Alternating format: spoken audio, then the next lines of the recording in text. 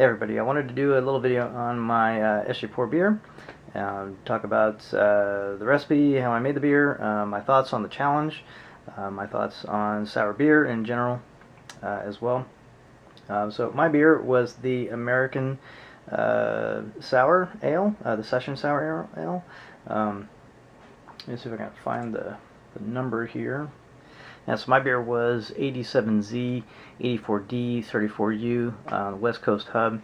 There were 7 other beers to compete with, I think, and I scored 3rd in the West Coast, moved on to the U.S. Canada Finals, and I scored 5th there. So I'll get into the beer here, give it a taste, and give you my thoughts on my beer, and give you the recipe, and I'll give some thoughts on the challenge in general, as well as judging sour beers in any competition. So now the beer is starting to come into its own, which I'll talk about. Let me get into the recipe first. My recipe is 2 pounds of wheat DME and 3 pounds of Pilsner DME. I used 1 pound of flaked oats and 1 pound of flaked barley. When I brought the DME up to a boil, I steeped those to get a little bit of body. I also put in 8 ounces of acid malt, apparently. I didn't remember doing that, but and I used 1 ounce of lambic hops, aged lambic hops. So almost completely dry malt extract recipe with a little bit of adjuncts to give it some body. I think the beer does have a little bit more body than some people commented on. I wouldn't say it's thin. The acidity is definitely there, although it's gotten a lot less acidic than it was during the first round. I brewed this beer April 24th of this year, so right after SJPorr announced what the competition was going to be, I made the beer.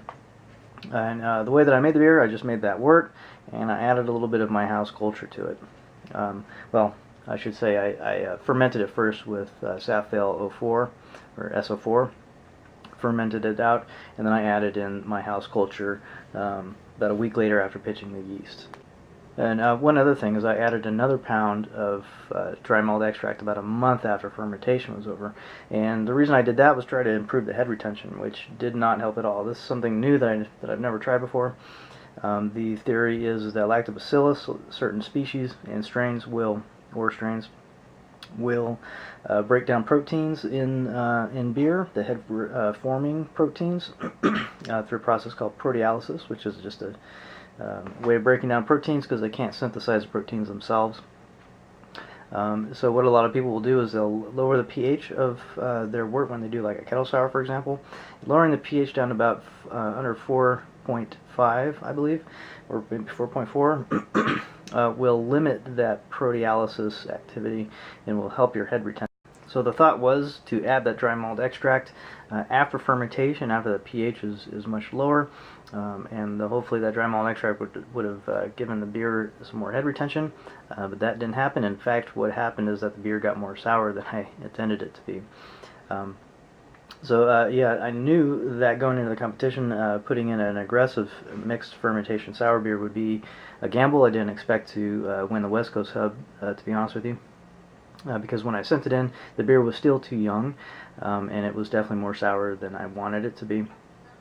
The beer is now starting to come down on the acidity a little bit, which happens in my cultures. I get a lot of acidity for about the first 6 months, and then the acidity starts to come down.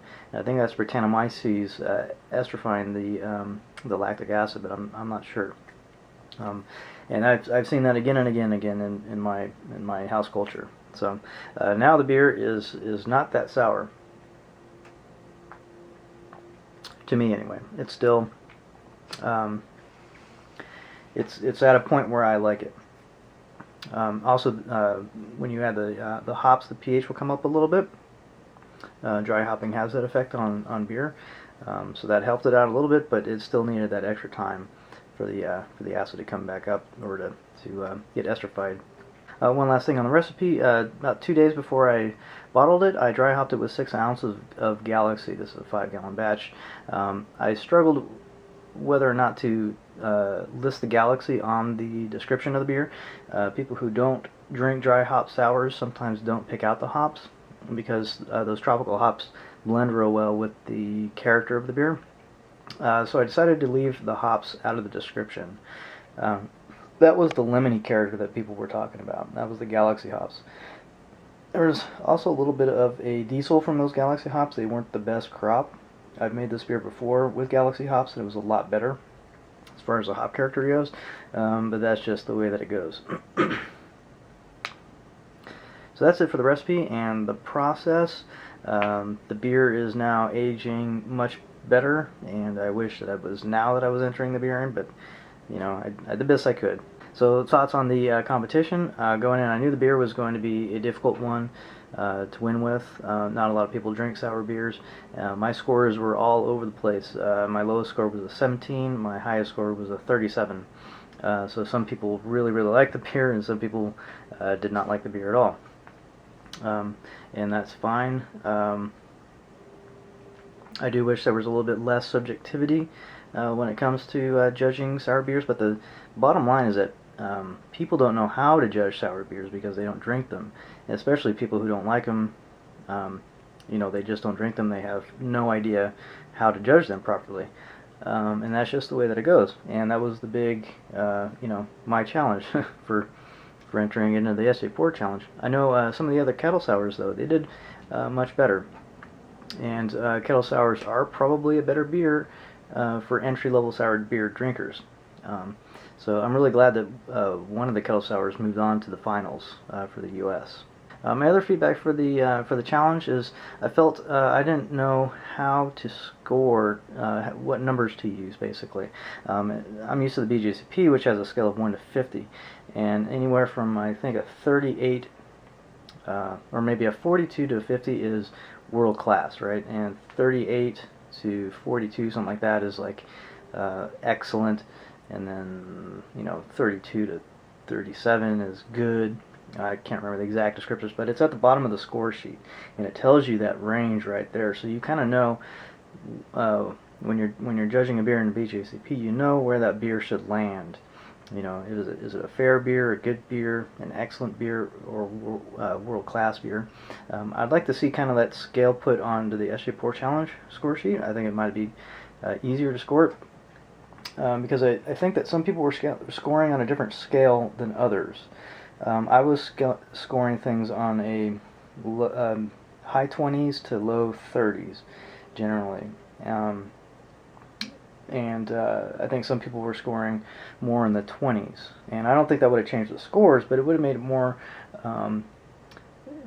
more easy to read the score sheets and see who liked the beer and who didn't, because as it stands, I can't really tell that. People will write whether they liked it or not, but the score is really reflecting of what they really thought, and it was difficult because I couldn't tell, what that range was. So my final thoughts.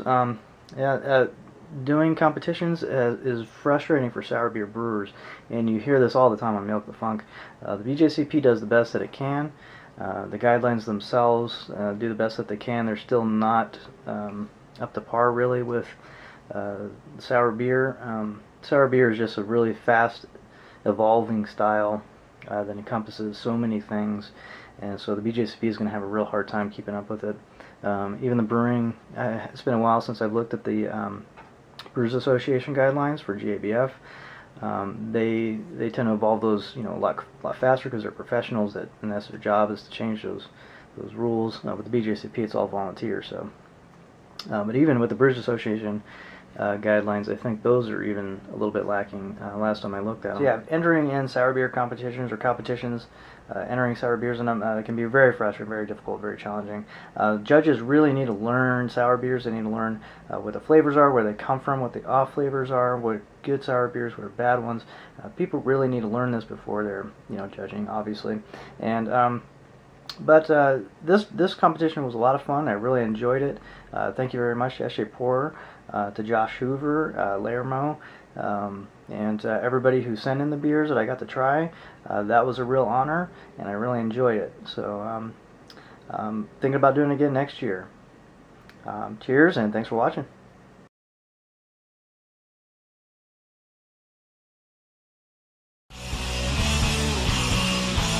It is time.